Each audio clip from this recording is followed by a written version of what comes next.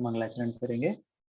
नमो अरिहंताणं नमो सिद्धाणं नमो आयरि याणं नमो वज्रायाणं नमो लोए सौवसाहुणम्।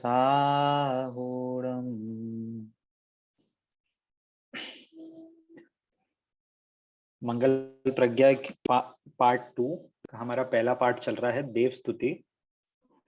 उसमें से हम लगभग 4 दोहे या कहें 8 लाइन हमारी पूरी हो चुकी हैं, है ना। कल हमने चर्चा करी नहीं सॉरी 6 लाइन, 3 दोहे हुए हैं। तो कल हमने ये जाना कि जीवों की करुणा कैसी होती है और झूठ वचन कैसे हो सकते हैं, है ना। जीव दया का हम जीव दया में कैसे इंक्लूडेड हैं, है ना। और तृष्णा क्या चीज होती है, छोटी छोटी चीजों को हमने समझा, है ना। इसमें अगर किसी को डाउट है या किसी को अभी भी कोई चीज नहीं समझ में आई तो आप हैंड रेस करके या अनम्यूट करके पूछ सकते हैं, अदरवाइज हम आगे बढ़ेंगे।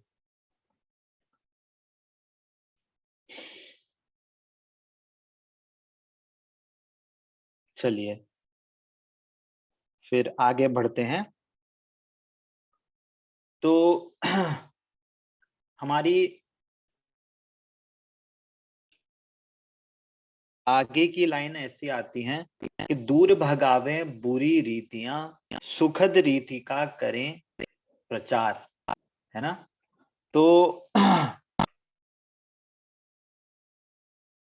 यहाँ पे बुरी रीतियां और सुखद रीति, क्या बुरी रीति और सुखद रीति, भैया आवाज रीति या ब्रेक हो रही का है अर्थ आपकी। कोई समझा आवाज सकता। थोड़ा डिस्टरबेंस आ रहा है। मैं अपना वीडियो आवाज ऑफ ब्रेक हो रही है। करता हूँ थोड़ी देर के लिए, मेरा हो सकता है नेट का इशू हो। मैं वीडियो ऑफ कर रहा हूँ अपने साइड से, ठीक है।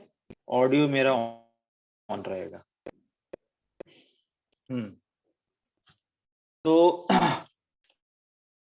यहाँ पे क्या बोला कि बुरी रीति और सुखद रीति, है ना। कोई इसके बारे में कोई इनपुट दे सकता है कि बुरी रीति क्या हो सकती है और सुखद रीति क्या हो सकती है, या इस वर्ड से आपको क्या समझ में आता है। बुरी रीति का मतलब गलत आदत वगैरह। और सुखद रीति को क्या बोलेंगे फिर। भैया वो दोनों लाइन सुनाइए, आप जो लाइन तो पढ़ अच्छी रहे हैं। आदतें वगैरह होती है। अच्छा मैं एक सेकंड में पीडीएफ भी शेयर करता हूँ,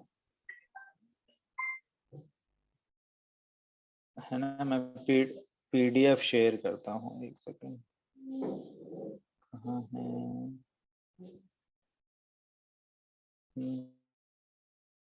बाकी आप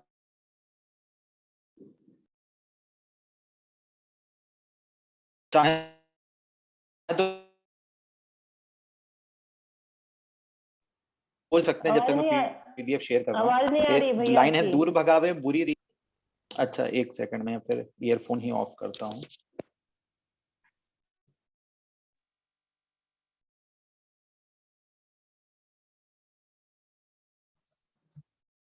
अब आ रही है आवाज सभी को? आ रही है भैया जी। हाँ ठीक है, मैं पीडीएफ भी शेयर करता हूँ।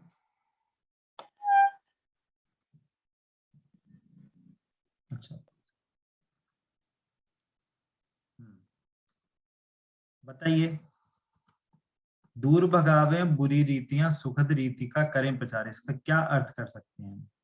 इसमें भैया जी ये भी तो हो सकता है कि मिथ्यात्व का नाश करके हम अपने अंदर धर्म का वो करें। तो हर जगह लग जाएगा। जी सुखद रीति और दुखद रीति, बुरी रीति और सुखद रीति में क्या आप समझते हैं? जो आज हमें जो हम अपने अंदर ये मिथ्यात्व बना के रखते हैं ना, ग्रहित मिथ्यात्व जो होते हैं वो सारे, वो उसका तो नहीं है कहीं अंदर। कुप्रथाएं जो चली आ रही है बहुत टाइम से। हाँ देखो, जैसे कि मैं अभी आई थिंक अगर सबका सही हो गया तो मैं अपना वीडियो ऑन करता हूँ। देखिए, बहुत से धर्मों में अलग अलग धर्म से रिलेटेड बहुत सारी रीतियां चलती हैं, है ना। ऐसा करेंगे तो धर्म होगा, है ना। कोई चढ़ावा दिया तो वो सही हो जाएगा, है ना। या मैं मंदिर जाऊंगा तो क्या नंगे पैर जाऊंगा, या पहाड़ जाना है तो घुटने के बल पहाड़ चढ़ूंगा। अलग अलग टाइप की रीतियां चलती हैं धर्म से रिलेटेड, है ना। तो ये तो दूसरे धर्मों की बात हुई, परंतु जैन धर्म में भी होते हुए हो सकता है आपके आसपास कोई बुरी रीति भी चल रही है। अकेला जैन धर्म में, अन्य धर्म में जो होता है सो होता है, अब उसकी बात तो यहाँ पे नहीं कही जा रही।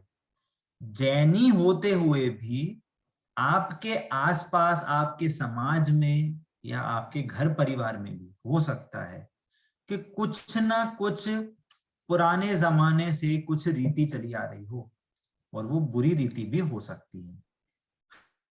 हमें उस चीज का ज्ञान भले नहीं हो सकता, पर हो सकता है वो बुरी हो। जैसे जैन धर्म में होते हुए भी क्या करते हैं कि भैया लड़के को नजर ना लग जाए तो क्या करें, नजर उतारो। बहुत से घरों में ये चलता है, काला टीका लगा दो, है ना, या माला पहना दो, हाय हाय कर जो बोलते हैं अब कहीं कहीं, तो किन्हीं किन्हीं घरों में ये चलता है ना। या फिर कुछ शादी का कुछ ऐसा माहौल होता है तो क्या बोलते हैं कि भट्टी को पूजो, तो शादी के मंडप में क्या कर रहे हैं, भट्टी को पूज रहे हैं। तो भट्टी कोई पूजने की चीज है, मिथ्यात्व बना के रखा है उन्होंने। ये जैनी होते हुए भी आप मिथ्यात्व का पोषण कर रहे हैं, है ना। तो बुरी रीति अर्थात ग्रहित अर्थात नया ग्रहण किया गया मिथ्यात्व, नया ग्रहण किया गया अर्थात इस जन्म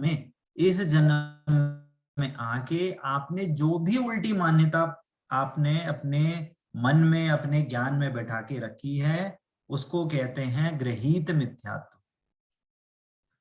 और एक होता है अग्रहित मिथ्यात्व। अग्रहित मिथ्यात्व मतलब जो नया नहीं ग्रहण किया गया, परंतु अनादि से चलता आ रहा है ना। अनादि से चलता हुआ मिथ्यात्व क्या है कि मैं शरीर हूं, है ना, है ना। आत्मा न जान के शरीर मैं हूं, शरीर का बिगाड़ सुधार होता है तो मेरा बिगाड़ सुधार होता है ना। मेरे आसपास के जो भी मित्र बंधु हैं, परिवार जन हैं, उनका बिगाड़ सुधार होता है तो मेरा बिगाड़ सुधार होता है। उनको दुख पहुंचता है तो मेरे को दुख पहुंचता है, इस प्रकार से, है ना। तो जो ग्रहित और अग्रहित मिथ्यात्व रूप जो मन में उस चीज के जो विकल्प हैं वो है बुरी रीतियां, है ना। जैसे अभी क्या हुआ कि कुछ नया घर बनता है, गृह प्रवेश होता है, तो क्या करते हैं, भैया आम के पेड़ के पत्ते का तोरण लगाओ, किसी अशोक वृक्ष या कुछ ऐसे कुछ वृक्ष के लगा के उसका तोरण बनाते हैं, तो बोलते हैं भैया बहुत शुभ होगा। भैया जो आपने हिंसा करी पेड़ की, आपने जब पत्ते की हिंसा करी, तो वो हिंसा कैसे आपको पुण्य का कारण बन सकती है। और सबसे बड़ी चीज तो अभी जब दिवाली निकली, तो दिवाली के दिन लक्ष्मी को पूजना, गणेश जी को पूजना, जो कि मतलब साक्षात रूप से दिखते हैं कि वे सरागी देव हैं, वीतरागी देव नहीं हैं, उनकी हम पूजा कर रहे हैं और ये समझ रहे हैं कि उनकी पूजा करने से हमारे घर में सुख शांति रहेगी, है ना। तो ये एक एग्जाम्पल है ना। थोड़े कठिन है समझने के लिए, पर हमें ये दृढ़ निश्चय होना चाहिए कि हमारे जो वीतराग भगवान हैं, हमारे जो सर्वज्ञ देव हैं, उनके अलावा कोई भी देवी देवता दहाड़ी कुछ भी ऐसी कोई भी चीज है वो पूजनीय नहीं है ना। जो भी ऐसे घरों में ऐसे कार्य होते हैं वो कदाचित किसी भी एंगल से पूजने लायक नहीं। आपको पता नहीं होगा बट ऐसा मेरे को कुछ सालों पहले दिखा था कि हस्तिनापुर में कोई ऐसी जगह थी जहां पे लोगों ने अपने जो पूर्वज हैं, दादा दादी हैं या कोई भी हैं ऐसे, तो उन्होंने वहां पे कुछ ऐसे शिलालेख बनाए, उनके नाम पे कुछ ऐसा रख दिया वहां पे, और लोग वहां आके उनकी पुण्यतिथि पे वहां पे आके पूजा करते हैं जैनी होके, कि उनकी आत्मा को शांति मिले। अब ये बताइए कि आपके क्रियाक्रम से उनको कैसे शांति मिलेगी? उनके शांति मिलने का कारण तो उनके भाव है ना। हमारे भावों से किसको शांति मिल सकती है? और आपके और उनके जो वो तो चले गए ना, वो तो अपना कर्म बंधन करके जो उन्होंने जो भी पुण्य पाप रूप जो भी जैसा भी उनका बंधन था वो तो वहां से चले गए ना। यहाँ पे रह के करने से वहां पे क्या हो सकता है? और दूसरी बात, यहाँ पे रह के भी अगर कोई चीज बीमार है और आप ये करो, थोड़ी कठिन बात है सुनने में, निगलने के लिए बहुत कठिन बात है। अगर कोई बीमार है और उसके नाम से पूजन विधान आदि करना कि वो सही हो जाए, तो ये इलॉजिकल है। जब तक कोई व्यक्ति उस पूजन विधान में बैठा ही नहीं है, उस पूजन विधान में वीतरागी देव के बहुमान उनके हाव भाव को समझ नहीं रहा है, सुन नहीं रहा है, वो उसके पुण्य भाव रूप हो ही नहीं रहे हैं, तो उसको कैसे उसको पुण्य फल लग जाएगा? क्लियर होती है? मतलब ये ऐसी बात हो गई कि कोई लड़का खेल रहा है, कूद रहा है, उसके बदले कोई दूसरा बच्चा आके बैठ जाए उसकी क्लास में, और हम ऐसा माने कि मैं बैठ गया मतलब उसने पढ़ाई कर ली, है ना। आपका बच्चा खेल रहा हो और आप उसकी जगह जूम पे बैठ के आपकी उसकी क्लास अटेंड कर लें, तो टीचर बोलेगी कि हाँ उसने पढ़ाई कर ली। तो ऐसे कैसे हो सकता है कि कोई बीमार हो और आप उसकी जगह उसके नाम से पूजा कर लें? ये बुरी रीतियां हैं, है ना। अब इसका हमें समझना पड़ेगा, इसके पीछे लॉजिक क्या है। देखिए जो आगे भी आ रहा है, देखो चलिए आगे लेते हैं इस पे, है ना, उसको उसके लाइन से समझते हैं। क्या बोल रहे हैं? दूर भगावे बुरी रीतियां, सुखद रीति का करें प्रचार। सुखद रीति क्या है ना? एक सेकंड वैशाली जी, है ना। सुखद रीति है देव शास्त्र गुरु के स्वरूप को समझकर उनका श्रद्धान करना, ये सुखद रीति। क्यों है ये सुखद रीति?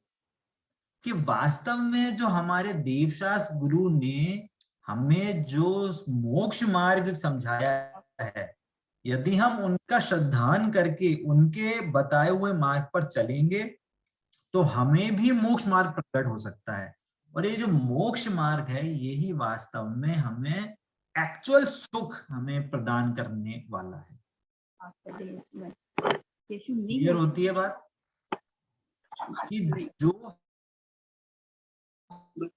हमारे देवशास्त्र गुरु का जो श्रद्धान है वो श्रद्धान पहले करने लायक है, उसके बाद उनके बताए हुए मार्ग पर चलना वो हमारे लिए सुखद रीति है, वो हमें सच्चा सुख उत्पन्न करने वाला है ना। ये मतलब यहाँ पे ये अभी ये नहीं बता रहे कि सुखद रीति कैसे होगी, वो तो हम धीरे धीरे स्वाध्याय करेंगे तो पता चलेगा, परंतु हमें ये पता होना चाहिए कि बुरा कार्य क्या है और सच्चा सही कार्य क्या है। यदि हमें वो रास्ता क्लियर है ना, तो कभी हम भटकने वाले नहीं हैं। एग्जाम्पल के रूप में जैसे हमें पता है कि ये स्टेशन जाने का रास्ता है, परंतु वो स्टेशन में हमेशा ट्रैफिक, उस रास्ते में हमेशा ट्रैफिक लगता है, उस रास्ते की रोड खराब है, कभी भी कुछ भी उसमें चोरी चकारी होती रहती है, उस रास्ते में कभी भी कोई किडनैपिंग हो जाती है, उस रास्ते में कभी भी कोई आपका पर्स चोरी कर सकता है, मोबाइल चोरी कर सकता है, उसको आपको लूट सकता है ना। और एक दूसरा रास्ता है जहां पे ऐसा कुछ काम नहीं होता, और भले ही जो दूसरा पहला लायक ही है। अब बताइए आप वो कौन से रास्ते में जाएंगे? दूसरे रास्ते में जाएंगे, ऑब्वियस सी बात है ना। तो ये यहाँ पे कहने का मतलब है, स्तुति में हमें सही ज्ञान होना चाहिए कि हमारे सच्चे सुख के रास्ते के लिए हमें, जैसे हमने समझा था कि भैया आवाज ब्रेक हो रही है। ओके, मैं वीडियो ऑफ कर लेता हूँ अभी थोड़ी देर के लिए। तो हमारे जितने भी हमारे 5 पापों रूप जो हमारी पिछली क्लास में चर्चा हुई है ना, पिछले क्लास में जो 5 पाप रूप चर्चा हुई, इसमें क्या बताया गया कि ये कार्य करने लायक नहीं है ना। ये भी हमारे लिए क्या है, दुखद रीति है ना। सुखद रीति क्या है कि सम्यक ज्ञान, सम्यक दर्शन, सम्यक ज्ञान, सम्यक चारित्र। ठीक है, आगे क्या बोलते हैं, श्री जिन धर्म हमारा प्यारा तिसकी सेवा किया करें।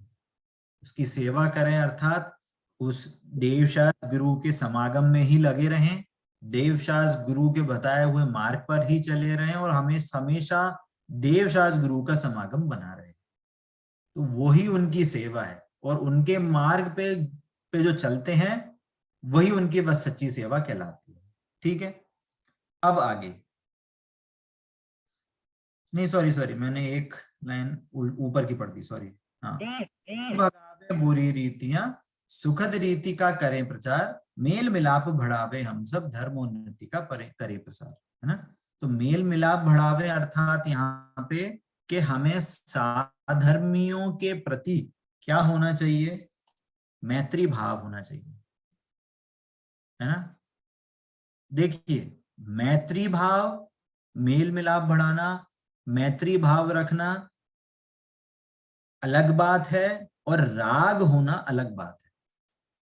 क्या बोला, मैत्री भाव अलग बात है, राग होना अलग बात है ना। मैत्री भाव का अर्थ होता है कि आपको उनके प्रति निरपेक्ष रूप से, आप निरपेक्षता रखते हैं उनसे, आप उनसे रिटर्न में कुछ नहीं मांग रहे, या आप रिटर्न में उनके प्रति चाह नहीं रख रहे हो कि मैं ऐसा करूंगा तो मेरे को रिटर्न में ऐसा मिलेगा।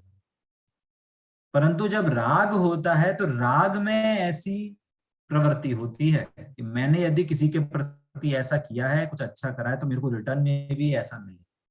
मैंने अगर किसी का, जैसे हम कोई रिश्तेदार होते हैं ना, तो रिश्तेदार में क्या, हमने भैया इतने का गिफ्ट दिया था, हमें उनसे इतने का गिफ्ट नहीं दिया, ऐसे कम का दे दिया, तो क्या होता है, वो हमारे राग द्वेष का कारण बनता है।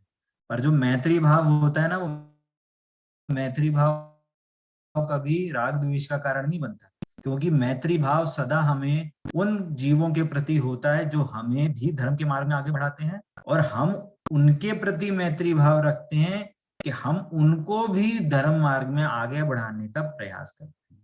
और अगर उनकी कोई परेशानी भी, लौकिक परेशानी कोई आती भी है, तो हमेशा उस लौकिक परेशानी को दूर करने का प्रयास करते हैं, जिससे कि उनके मोक्ष मार्ग में कोई अड़चन नहीं आए।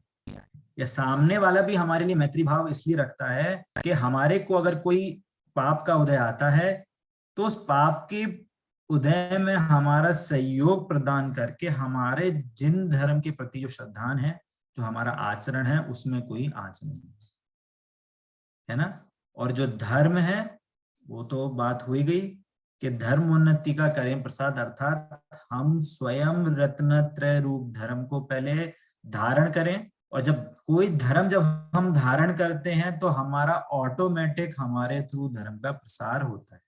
जैसे हमारे जो मुनिराज हैं, मुनिराज को धर्म का प्रचार करना नहीं पड़ता, उनको प्रसार नहीं करना पड़ता, उनके आचरण से स्वयं झलकता है। जो धर्मात्मा जीव होते हैं, है ना, जो व्रती श्रावक होते हैं, उनके आचरण से स्वयमेव धर्म झलकता है, उनको धर्म का प्रसार नहीं करना पड़ता। तो यहाँ पे धर्म का प्रसार करने का अर्थ है कि पहले धर्म को धारण करें और फिर उसकी उन्नति के लिए प्रसार करें, तो वो अपने आप होगा। ठीक है, नेक्स्ट लाइन। इससे पहले किसी का हैंड रेस था, वैशाली जी का शायद। आपका क्या क्वेश्चन था? भैया जी, आपने कहा कि बुरी रीतियों में जैसे किसी के लिए विधान रखना, किसी के लिए पूजा पाठ करना, तो जैसे कई बार कई मंदिरों में या कई बार ऐसे ग्रुप्स में कोई महाराज जी, कोई अगर महाराज जी की तबीयत खराब है या उनका आहार नहीं हुआ है या जो भी, अगर वो सही कंडीशन में नहीं है, तो उनके लिए विधान रखा जाता है, उनके लिए पाठ रखा जाता है, तो ये भी बुरी रीतियों में आएगा? देखिए, ये एक सिंपल लॉजिक है। देखो, इसका ना डायरेक्ट आंसर देना मुश्किल है, परंतु समझने वाली बात है, इसलिए मैं किसी चीज को मना नहीं कर रहा हूं, विधान करने को मना नहीं कर रहा हूं, कोई पूजन पाठ आदि कार्य करने के लिए मना ही नहीं कर रहा हूं, पहले ये बात समझिएगा, है ना। इसमें समझने की बात यह है कि मतलब कोई भी व्यक्ति हो, मैं नहीं, कोई और हो, भले ही कोई धर्मात्मा जीव हो, कुछ भी हो, है ना, यदि कोई व्यक्ति उस धार्मिक अनुष्ठान में बैठता है ना, ये सिंपल लॉजिक है, यदि कोई भी व्यक्ति उस धार्मिक अनुष्ठान, कुछ भी हो, पूजन हो, विधान हो, पाठ हो, भक्ति हो, स्तुति हो, कुछ भी चीज हो, यदि वो उस अनुष्ठान में संयोजन है, उसका पाठ है, वो वहां उसको अटेंड कर रहा है ना, तो यदि उस धर्म कार्य में आप प्रेजेंट हो, तो आपके भाव स्वयमेव रूप से विशुद्धता की ओर जाते हैं, क्योंकि आपने पाप कार्य को छोड़कर पुण्य के कार्य में लग रहे हैं, देवशास्त्र गुरु की भक्ति आदि में लग रहे हैं, तो आपके भाव स्वयमेव विशुद्धता की ओर जाएंगे। लॉजिकल है, इसमें कोई हार्ड तो नहीं लग रहा, है ना, सिंपल बात है ये तो, है ना। विशुद्धता का कुछ चीज, विशुद्धता का मतलब पाप, मतलब आपके भाव जो हैं वो और कहना चाहिए उनमें कैसे कहेंगे कि वो पाप भाव जो होते हैं, है ना, वो विशुद्ध भाव नहीं है, वो अशुभ भाव है ना। और जब आप पुण्य के कार्य में लग रहे हो तो आपके भावों में निर्मलता आ रही है, आपके भाव में टेंशन नहीं है, आपके भावों में कोई ऐसी बुरी चीजों में के भाव में नहीं लग रहे हो, आप भगवान के प्रति आपका बहुमान आ रहा है ना, कोई बुरे कार्यों का भाव उस टाइम नहीं हो रहा है ना। तो विशुद्धता मतलब विशेष प्रकार की शुद्धता हो रही है, आपके पाप से पुण्य में जाना, है ना, इसलिए बोल रहे हैं उसको कि वो पुण्य भाव रूप है। तो यदि कोई जीव के भाव पुण्य भाव रूप हैं, तो ये बताइए कि वो पुण्य बंध किसको होगा? जीव को, खुद को होगा। ठीक है, अब एक एग्जाम्पल लेते हैं, है ना। मान लीजिए घर में दो भाई बहन है ना, एक भाई है एक बहन। भाई है वो बीमार है और आपने जाके अपने नॉर्मल डेली लाइफ में आप मंदिर गए, आपने पूजन किया, जो भी भक्ति करी, आप दर्शन करने, ठीक है, और आप आ गए। तो जो आपने दर्शन करने गए उसमें जो पुण्य भाव लगा, उसका पुण्य बंध किसको होएगा? है ना, उस बहन को ही होगा, भाई को तो नहीं होगा, भाई तो मंदिर नहीं गया। अच्छा, हाँ, जो गया उसी को ही, है ना, हाँ, जो मंदिर जाएगा उसी को ही होगा, मंदिर जाएगा उसको जाएगा वो। अब देखिए, अब यदि वो भाई बुरे कार्य में लगे, चाहे वो चाहे वो घर में बैठ के कुछ भी काम करे, अब यदि अकेली बहन जाके मंदिर होके आ रही है तो उसका पुण्य तो सिर्फ उसके बहन को ही तो पुण्य बंद होगा, उसके भाई के साथ थोड़ी शेयर हो जाएगा। अब आप ये समझें कि हमने, उस बहन ने उस भाई के नाम से पूजा करी। अब पूजा में कौन था? भाई। पूजा में भाई कैसे हो गया? नहीं सॉरी, बहन बहन, हाँ बहन ही करी। बहन ही थी। हाँ बहन। किसने करी? बहन नहीं करी, हाँ है बहन ना? नहीं करी। बहन नहीं करी। तो अब ये बताइए, तो पुण्य का फल किसको लगेगा? बहन को ही। बस इतना सा लॉजिक है। तो भैया जी एक बात बताइए, जो जिनवाणी पारस चैनल में शांति धारा वगैरह करवाते हैं, उसमें आदमी खुद तो रहता नहीं है, तो दान देते हैं उसी से होता है। देखिए मैंने इसका आंसर दे दिया है। मैं उतना डिटेल में इसलिए नहीं जाना चाह रहा था, है ना? ठीक है, ठीक। आप समझदार हैं, उस चीज को समझ सकते हैं। ठीक है, ठीक। समझाया है, मैं इसलिए बोल रहा हूँ हर धार्मिक अनुष्ठान को लेके चर्चा नहीं हो सकती। हाँ। सही बात को समझना, उसकी देखो धर्म की चीजें भी होती है ना, कोई भी अनुष्ठान होता है ना? हर अनुष्ठान के उसके पीछे लॉजिक होना जरूरी है, नहीं तो हमारे धार्मिक अनुष्ठानों में और दूसरे धर्मों के धार्मिक अनुष्ठानों में कोई अंतर नहीं रह जाएगा। धर्म में आना और जैन धर्म में आके पूजा करना, और पूजा करते करते भी आपके मन में मिथ्यात्व रह जाए और मर के वापस त्रियंच गति नरक गति में चले जाओ, तो जैन धर्म का फायदा नहीं हुआ, जैन धर्म में आने का फायदा नहीं मिला आपको, आपने उस फायदे को एनकैश नहीं किया। जो ये जितनी भी रीतियां हैं, कुछ मैं इसलिए पर्टिकुलर की बात नहीं कर रहा हूं, कुछ भी रीति हो सकती है ना? और हो सकता है मेरे साथ भी हो, मैं उस चीज की मना नहीं कर रहा हूं कि मैं एकदम। भैया जी हम लोग ना जैसे लड्डू चढ़ाते हैं ना दिवाली में मंदिर में, तो बहुत बार होते हैं ना कि जैसे बच्चे स्कूल गए हुए हैं तो उनके हिस्सा का भी लड्डू हम चढ़ा देते हैं, तो ये भी फिर गलत है, इसमें भी पुण्य फल उनको मिलेगा ही नहीं। मैंने आंसर दे दिया है उसका। हाँ तो ये सारा चीज जुड़ता है ना, कोई मतलब नहीं दूसरा का नाम का कुछ भी करने का। है जो जिस अनुष्ठान में जुड़ा है उसके जैसे भाव होंगे, उसको उसी के भावों का फल मिलेगा।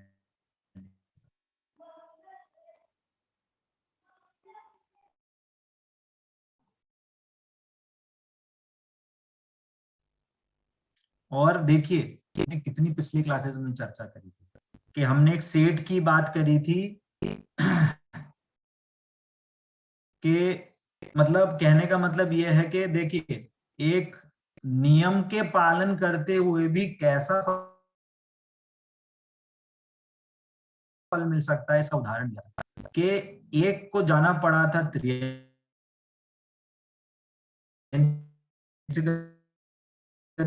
में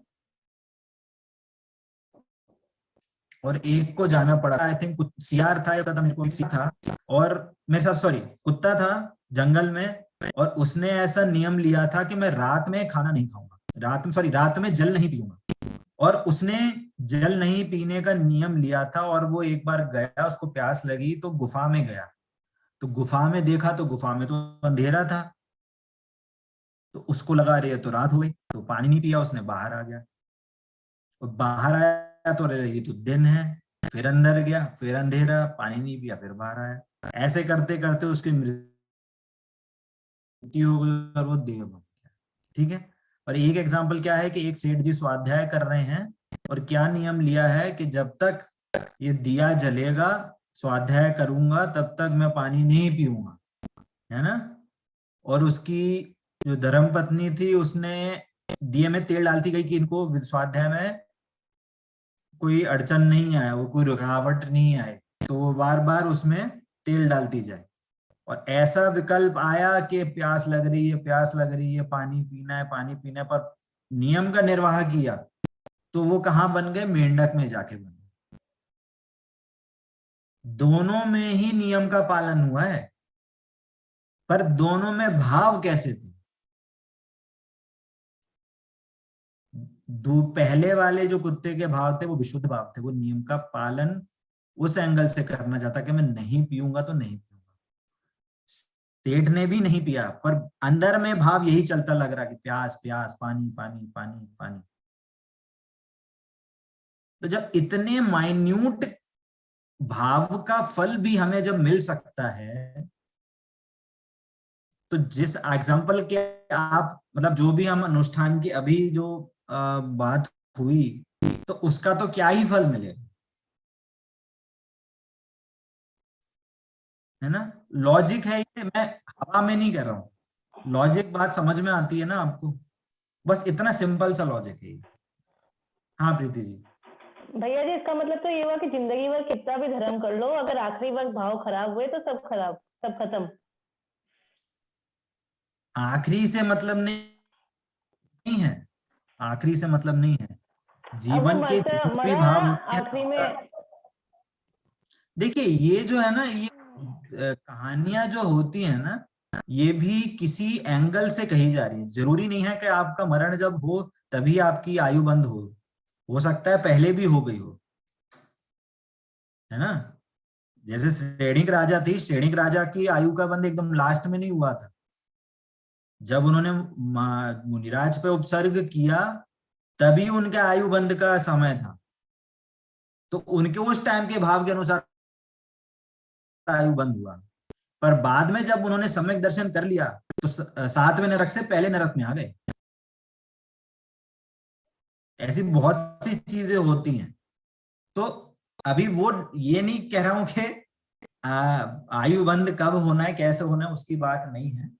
बात ये है कि हमें हमारे भावों की हमें पहचान होनी चाहिए, हमारे भाव किस टाइप के हैं, और ये बुरी रीतियां से रिलेटेड जो हमारे भाव हैं उसका भी हमें मालूम होना चाहिए। बात इतनी सी, ठीक है। अब जो मैं चर्चा करने वाला था नेक्स्ट लाइन पे, उसकी हाय देखें तो थोड़ी बहुत चर्चा हो गई है ना, तो भी मैं लेते हैं हम इसको कि सुख दुख में हम समता धारे, रहें अचल जिमि सदा अटल, है ना।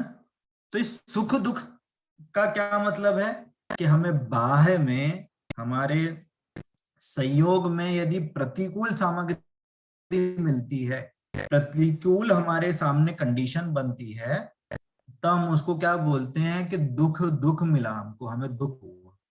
और यदि हमारे सामने कोई हमारे अनुकूल सामग्री मिलती है तो हम कहते हैं कि सुख, ठीक है। तो जो हमें बात कर रहे थे कि यदि किसी की शारीरिक अवस्था खराब हो जाती है, कुछ बीमारी हो जाती है ना, तो ये उसी के ही किसी पूर्व कर्म बंधे हुए किसी पूर्व कर्म के उदय के कारण हुआ है, आपके करने के कारण नहीं हुआ, किसी अन्य के करने के कारण नहीं हुआ। ये इंपॉर्टेंट है बात समझने की। किसी भी जीव का सुख दुख उसी के भाव के अनुसार, पूर्व किए गए भावों के अनुसार जो कर्म बंधे थे उन्हीं के फल का आने, उन्हीं कर्मों के उदय में मिली हुई जो संयोग मिले हुए हैं, जो कंडीशन बनी है, जो अवस्था बनी है, वो उसी के स्वयं के भाव के अनुसार हुई है। पॉइंट ये है, किसी अन्य के कारण नहीं हुई।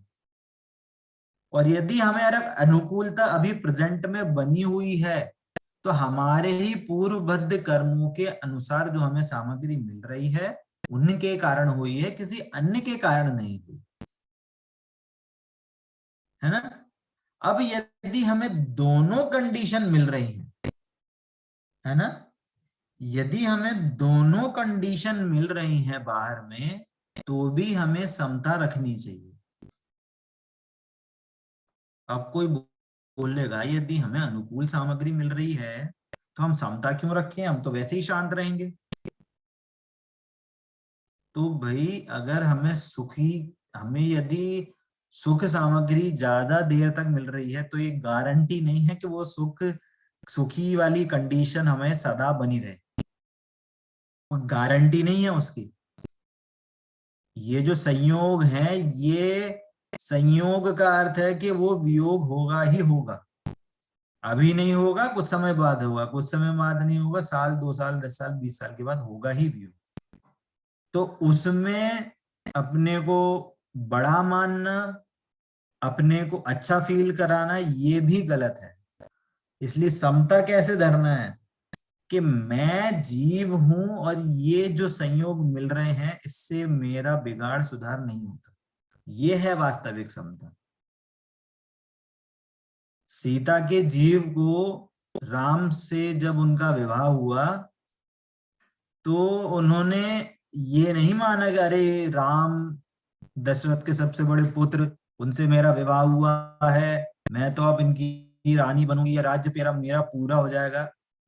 इस टाइप के भाव से उन्होंने शादी नहीं करी। शादी होना तो संयोग में था, पर तो भी उन्होंने उसको अपने अच्छे के लिए वो कंडीशन में लिया, ऐसा नहीं माना।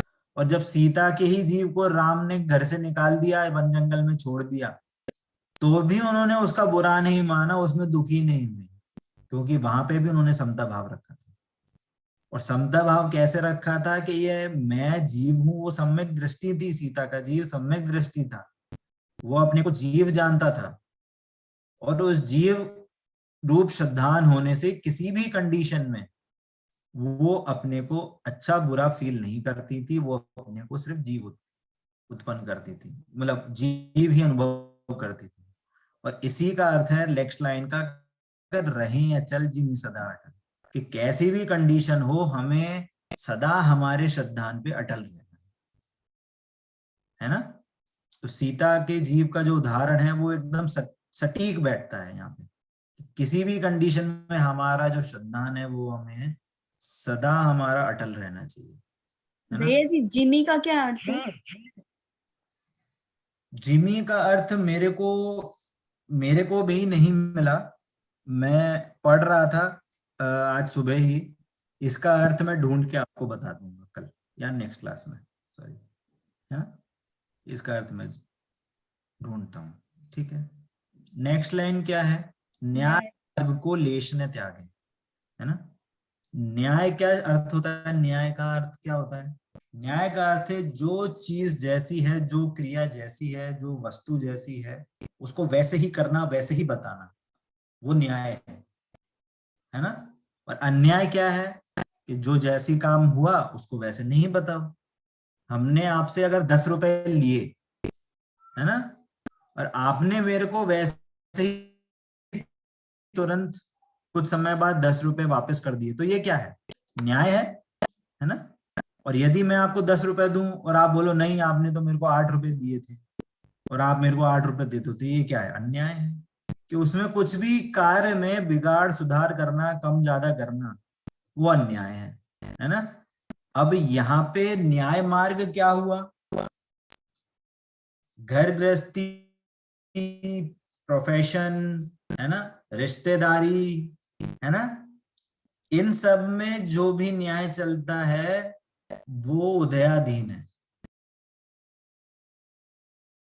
वो उसके उदय के सामने वाले के उदय के अधीन होता है। पर आप वास्तविक न्याय मार्ग क्या है? कि मैं अपने को जीव जानूं, ये वास्तव में न्याय मार्ग है यहाँ पे। तो न्याय मार्ग को लेश ने त्यागे, अर्थात मैं जीव हूं, इस मार्ग को मैं त्याग, इस मार्ग का मेरे से त्याग कभी नहीं। और वृद्धि करे निज आत्म बल, और आत्म बल का मेरी में वृद्धि हो। कि आत्म मतलब मैंने अपने को जो जीव जाना, उसमें जो मेरे को श्रद्धान हुआ, उस श्रद्धान की मेरी वृद्धि होती है। क्लियर होती है बात, है ना। अष्ट कर्म जो दुख हेतु हैं, तिनके क्षय का करें उपाय। अष्ट कर्म क्या होते हैं? ज्ञानावर्णी, दर्शनावर्णी, मोहनी, अंतराय, आयु, नाम, गोत्र और वेदनी, है ना। सबको ये नाम पता है? किसी को कोई ऐसा है जिसको ये नाम नहीं पता हो? है ना। ये जो 8 कर्म है ये हमें दुख ही देते हैं, दुख ही देते हैं अर्थात मतलब संसार में परिभ्रमण कराते हैं। तिनके 6 का करें उपाय। अब इनके 6 का उपाय कैसे होगा? ये सारे जो इतनी लाइनें चल रही इनके 6 के उपाय की ही लाइन चल रही है। न्याय मार्ग को हम त्याग नहीं करें। न्याय मार्ग मतलब मैं अपने को जीव ही जानूं। ऊपर और भी कहा, क्या कहा? ज्ञान बानु का उदय करो, सम्यक ज्ञान उत्पन्न होगा तो कर्म का नाश हो जाएगा। कैसे होगा ये कर्म का नाश? देखिए सिंपल सा लॉजिक है। हाँ विशाली जी कुछ पूछ रही हैं। न्याय मार्ग को लेश न त्यागे। लेश मतलब क्या हुआ? लेश मतलब थोड़ा सा भी नहीं त्याग करूंगा, है ना? थोड़ा सा भी मैं न्याय मार्ग को उनका त्याग नहीं करूं, उसको छोड़ू नहीं, ये अर्थ है ना? देखिए कर्म के 6 का उपाय कैसे हो सकता है? देखिए हमने आज तक हमें अपने आप को जीव ना जानकर, आत्मा ना जानकर अपने को शरीर जाना, संयोग शरीर रूप जाना, तो ये क्या हुआ? अज्ञान हुआ, है ना? मिथ्या ज्ञान कहते हैं जिसको शास्त्रीय भाषा में, कि सही ज्ञान नहीं धारण किया। और सही ज्ञान धारण नहीं हुआ तो बाहर में जैसे भी कंडीशन बनी तो क्या हुआ? राग द्वेष हुए, क्रोध मान माया लोभ, है ना? हिंसा झूठ चोरी कुशील परिग्रह, है ना? ये सारे कषाय पाप रूप में हमारे सारे भाव होते हैं। और जैसे जिस रूप भाव होते हैं उस रूप हमें कर्म बंधन होता है। और ये जब कर्म बंधन होता है और जब उसका उदय में आता है तो हमें हमेशा दुख ही मिलता है ना? तो अब यहाँ पे कह रहे हैं जो अष्ट कर्म के जो दुख हेतु हैं तिनके 6 का करें उपाय, है ना? उनके 6 का उपाय क्या है? कि यदि हम अपने आप को जीव जानेंगे, अपने आप को शुद्धात्मा जानेंगे, तो बाहर में कोई भी कैसी भी कंडीशन होगी तो हमें उस कंडीशन में राग द्वेष नहीं होंगे, हमारे विकल्प राग द्वेष कषाय नहीं होगी, हमें पाप रूप हमारे भाव नहीं होंगे। तो जब हमें उस रूप भाव नहीं हुए तो हमें कर्म बंधन नहीं होगा। सिंपल लॉजिक है। और जो पूर्व में बंधे हुए कर्म हैं वो भी उन नष्ट हो जाएंगे, धीरे धीरे करके वो भी नष्ट हो जाएंगे। ये वृद्धि बनती है कि कर्म के 6 का उपाय। कर्म के 6 का उपाय ऐसा नहीं है कि आपने कर्म उठाया उसको काटा और उसको बाहर फेंक दिया, या कर्म उठाया और आग में जला दिया। कर्म के 6 का उपाय का अर्थ ये है कि अपने को आत्मा जानने से हमें कर्म के 6 का उपाय बनता है। यदि जब तक हम अपने आप को अपने आप को आत्मा नहीं जानेंगे, देवशास्त्र गुरु के द्वारा बताए गए जो वीतराग धर्म है उसमें जो हमें भेद विज्ञान की विधि मिलती है, आत्मा और शरीर को भिन्न जानने की जो विधि मिलती है, यदि हम जब तक उसको नहीं समझेंगे तब तक हमारे कर्मों का क्षय नहीं होगा। ठीक है, आगे क्या बोल रहे हैं? नाम आपका जपे निरंतर विघ्न शोक सभी टल जाए, है ना? आपका नाम जपने से हमारे विघ्न शोक सभी टल जाते हैं। विघ्न शोक कैसे टलते हैं? 2 टाइप से टलते हैं। कैसे? कि जब जब हम देवशास्त्र गुरु के समीप आते हैं तो उनके बहुमान से, उनकी भक्ति करने से हमें पुण्य बंध होता है। और जब जब हमें पुण्य बंध होता है तो हमारे पाप कर्म हैं या तो वो स्वयं नष्ट हो जाते हैं या वे कन्वर्ट होके पुण्य में कन्वर्ट हो जाते हैं। तो वहां मतलब जो पूर्व में बंधे हुए जो पाप कर्म थे वो नाश हो जाते हैं उस पुण्य भाव से। इतनी ताकत होती है उन पुण्य भाव में। एक तरीका तो ये हुआ। दूसरा तरीका क्या हुआ कि जब हम देवशास्त्र गुरु के समीप में आए और हमने अपनी आत्मा का श्रद्धान करा और आत्मा में लीन हो गए तो उसमें तो सारे ही कर्मों का नाश हो जाएगा। तो जितने भी विघ्न होंगे, जितने भी कर्म होंगे वो स्वयं नष्ट हो जाएंगे। ठीक है, तो ये 2 तरीकों से हमारे सारे शोक टल जाते हैं। आत्म शुद्ध हमारा होवे, पाप मैल नहीं चढ़े कदा, विद्या की हो उन्नति हमें, धर्म ज्ञान हो बढ़े सदा। आत्मा हमारा सदा शुद्ध होवे, है ना, सदा शुद्ध है, अभी तो शुद्ध है ही, होवे अर्थात कि हमें धर्म प्रकट हो, हमें भी रत्नत्रय हमारे में प्रकट हो, पाप मैल नहीं चढ़ेगा था, मतलब हमारे को कर्म बंधन नहीं हो, जिसके कारण से हमें दुख होता है, ऐसे कर्मों का हमें बंध नहीं हो। विद्या की हो उन्नति अर्थात सम्यक ज्ञान रूपी विद्या, भेद ज्ञान रूपी विद्या की हमारे में उन्नति हो, और धर्म ज्ञान बढ़े अर्थात हमारे आत्मा में जो हमारा जो श्रद्धान है, ज्ञान है, वो बढ़े। हाथ जोड़कर शीश नवावे, तुमको भवि जन खड़े खड़े, यह सब पूरो आस हमारी, चरण शरण में आन पड़े।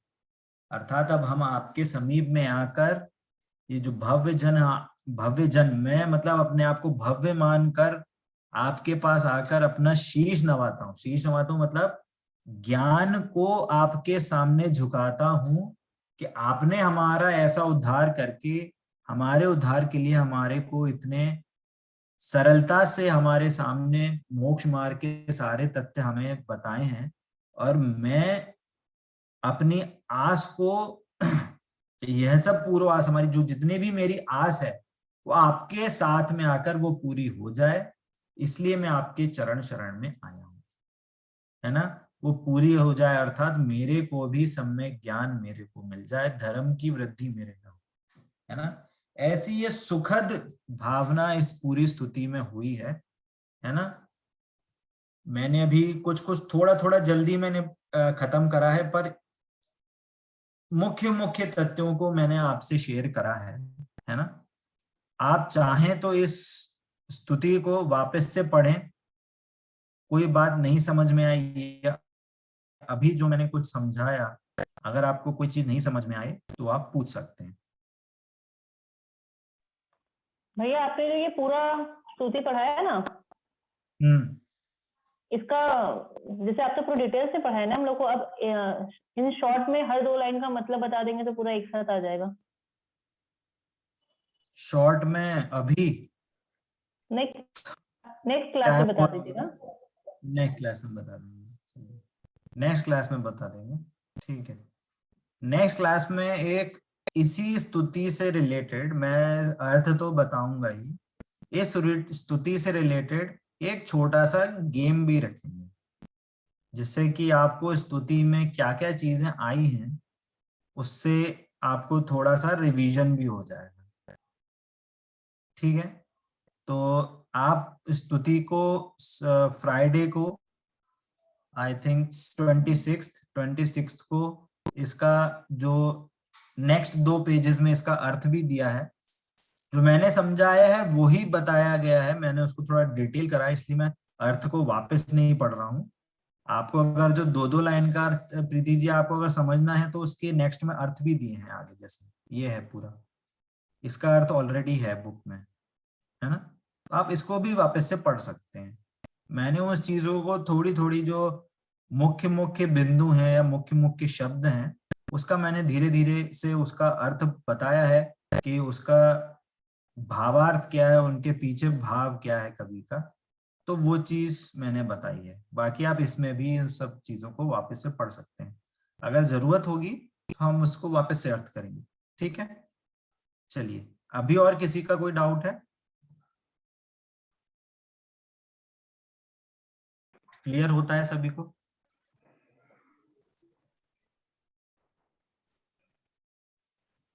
हाँ, मधु जी बेंगलोर से आप कुछ बता रही हैं? नहीं कुछ नहीं पूछा मैंने। Okay okay. ये आज का भी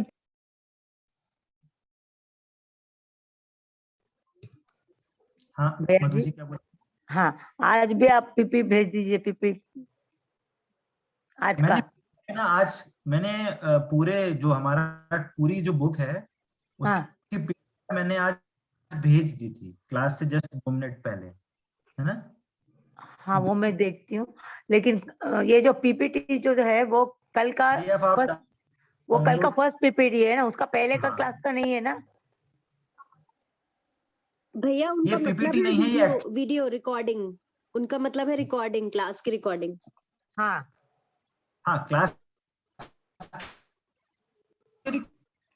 क्लास की रिकॉर्डिंग रिकॉर्डिंग। आज की जब भैया जी ये कल से कल का रिकॉर्डिंग आपने भेजा, ठीक है, इसके पहले क्या क्लास का नहीं भेजा था ना? वो मैं हाँ, इसकी पहले ओपन करेंगे व्हाट्सएप में।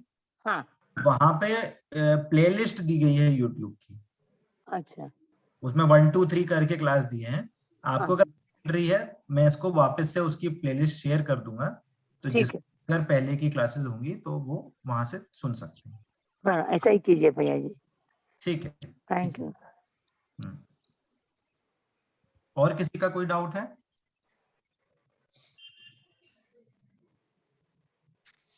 चलिए क्लास एंड करते हैं। नेक्स्ट क्लास कभी होगा? Friday, Friday. Monday, Wednesday, Friday.